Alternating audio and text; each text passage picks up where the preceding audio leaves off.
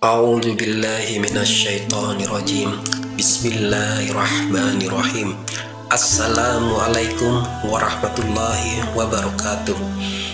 Alhamdulillahirabbil alamin. Wassalatu wassalamu ala asrafil anbiya'i wal mursalin wa ala alihi washabbihi ajmain. Amma ba'du. Tema hari ini adalah mengenai keberkahan seuntai kalung putri Rasul yang mulia, Fatimah Az-Zahra. Kisah kalung yang mengenyangkan orang lapar, menutupi yang telanjang, dan mencukupi yang miskin, serta membebaskan seorang budak. Seusai sholat berjamaah, Rasulullah SAW duduk dan para sahabat melingkari beliau. Tiba-tiba datang seorang tua yang hampir saja tak berdaya menopang tubuhnya karena lapar. Orang tua itu berkata, "Ya Rasulullah, aku kelaparan, berilah aku makan. Aku tidak punya pakaian, beri aku pakaian. Dan aku miskin, beri aku kecukupan." Rasul yang dermawan itu berkata, "Aku tak punya apapun untukmu, akan tetapi orang yang memberi petunjuk kepada kebaikan, ganjarannya sama dengan orang yang melakukannya. Karena itu, cobalah datang ke rumah orang yang mencintai Allah dan Rasul-Nya, dan dicintai oleh Allah dan Rasul-Nya. Tentu dia akan mendahului Allah ketimbang dirinya sendiri. Pergilah ke rumah Fatimah. Hai Bilal, tolong antarkan ia ke rumah Fatimah." Maka berangkatlah mereka ke rumah putri Rasul yang mulia, Fatimah. Sesampainya di depan rumah Fatimah, ia memanggil dengan suara keras, "Assalamualaikum, wahai keluarga Nabi Sallallahu Alaihi Wasallam, keluarga di mana Jibril as-salam menurunkan Al-Quran dan Rabb semesta alam." Setelah menjawab salam, Fatimah bertanya, "Siapakah Bapak?" Ia menjawab, "Aku orang tua dari suku Arab Badui. Aku telah bertemu ayahmu, pemimpin umat manusia. Sementara aku, wahai putri Rasul, adalah orang yang tidak berpakaian, lapar, dan miskin. Bantulah aku. Semoga Allah memberkahimu." Saat itu Rasulullah dan keluarga beliau juga sedang mengalami kesulitan yang sama. Sejak 3 hari lalu mereka belum makan. Rasul pun mengetahui kondisi mereka. Maka Fatimah pun mengambil kulit domba yang biasa dipakai Hasan Husain untuk alas tidur keduanya. "Ambillah ini. Semoga Bapak mendapatkan sesuatu yang lebih baik darinya," kata Fatimah sambil memberikan kulit itu. Orang tua itu berkata, "Wahai putri Nabi, aku mengadukan keadaanku yang lapar, tapi engkau hanya memberi kulit domba ini. Apa yang bisa aku perbuat dengan kulit ini?" Mendengar ucapan orang tua itu, Fatimah mengambil kalung yang dikenakannya, dan hanya itulah satu-satu miliknya yang paling berharga. Diserahkannya kalung tersebut sambil berkata, "Ambillah ini dan jualah. Semoga Allah memberimu sesuatu yang lebih baik." Orang itu pun menerima kalung itu dengan gembira, lalu pergi ke masjid untuk menjumpai Rasulullah. Sesampainya di masjid, ia mengatakan kepada Rasulullah, "Ya Rasulullah, Fatimah putrimu telah memberikan kalung ini, dan ia berkata, 'Jualah kalung ini, semoga Allah memberimu sesuatu yang lebih baik.'" Mendengar itu, Rasulullah pun menangis. Ammar pun berdiri seraya berkata, "Ya Rasulullah, apakah Anda mengizinkan aku untuk membeli kalung itu?" Rasulullah menjawab, Belilah wahai Ammar, sekiranya jin dan manusia ikut membelinya, tentu Allah tidak akan menyiksa mereka dengan api neraka. Ammar bertanya, dengan harga berapa engkau akan menjual kalung itu, wahai saudaraku? Orang itu menjawab, seharga roti dan daging yang akan menghilangkan rasa laparku, selembar kain Yaman yang akan menutupi auratku, agar aku dapat sholat menghadap Robku, dan 1 dinar uang untuk pulang menemui keluargaku. Kemudian Ammar menjual bagian harta rampasan perang yang ia dapatkannya dari Rasulullah. Tidak ada tersisa sedikit pun.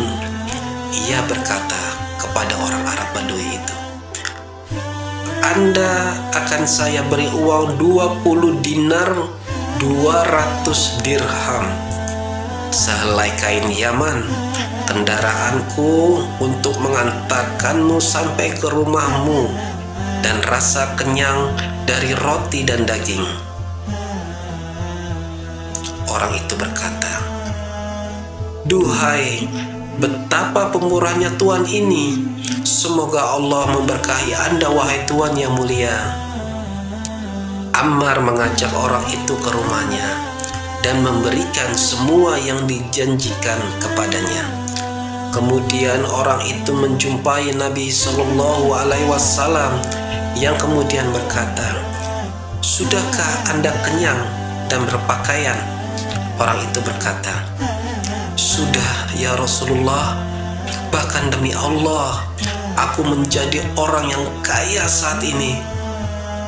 Rasulullah bersabda, jika demikian, balaslah Fatimah atas perbuatannya.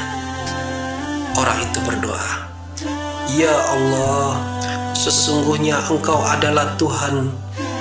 Kami tidak mengabdi melainkan hanya kepadamu. Ya Allah, berilah kepada Fatimah hal-hal yang tidak pernah terlihat oleh mata, tidak pernah terdengar oleh telinga, dan tidak pernah terbayang oleh hati manusia. Rasulullah mengamini doa orang itu, lalu menjumpai para sahabat seraya berkata, sesungguhnya Allah telah memberikan hal itu kepada Fatimah di dunia. Demikian itu karena aku adalah ayahnya. Tidak ada seorang pun yang semisal denganku. Ali adalah suaminya. Tidak ada orang yang sebanding dengannya.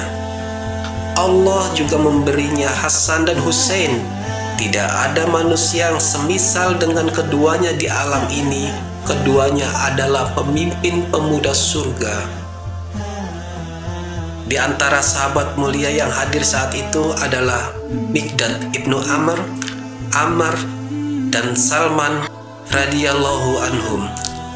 Rasulullah bertanya, maukah aku tambah lagi? Mau ya Rasulullah, jawab mereka singkat.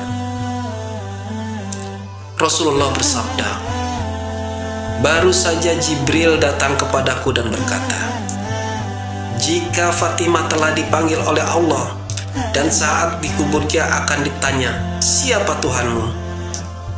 Maka ia menjawab, Tuhanku adalah Allah. Kemudian ditanya, siapakah nabimu? Maka ia akan menjawab, nabiku adalah ayahku. Siapa yang berziarah kepadaku setelah wafatku, seolah dia mengunjungiku pada saat hidupku, dan siapa yang berziarah kepada Fatimah, seakan ia berziarah kepadaku. Ammar pulang ke rumahnya, mengambil kalung itu, lalu meneteskan minyak misik dan membungkusnya dengan kain Yaman. Ia memiliki seorang budak yang bernama Sahmun, yang ia beli dari Ghanimah yang didapatkannya saat perang Khaybar.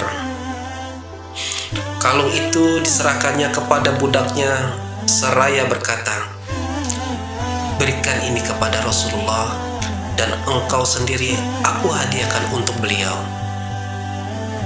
Budak itu pun mengambil bungkusan kalung tersebut dan membawanya kepada Rasulullah, lalu menyampaikan apa yang dikatakan Ammar. Rasulullah bersabda, "Pergilah kepada Fatimah, berikan kalung itu kepadanya, dan engkau menjadi miliknya." Datanglah budak itu menyampaikan apa yang dikatakan Rasulullah kepada Fatimah. Fatimah lalu menerima kalung itu. Kemudian ia membebaskan Sahmun dari statusnya sebagai budak. Sahmun pun tertawa. Fatimah bertanya, "Apa yang membuatmu tertawa ya gulam?" Sahmun berkata, "Betapa besarnya keberkahan kalung ini. Inilah yang membuatku tertawa. Kalung ini telah mengenyangkan orang yang lapar, memberi pakaian orang yang telanjang, menjadikan kaya orang yang miskin, dan memerdekakan seorang budak, lalu kembali kepada pemiliknya." Demikian kisah keberkahan seuntai kalung putri Rasul yang mulia, Fatimah Az-Zahra. Subhanaka Allahumma wa bihamdika asyhadu an la ilaha illa anta astaghfiruka wa atubu ilaik.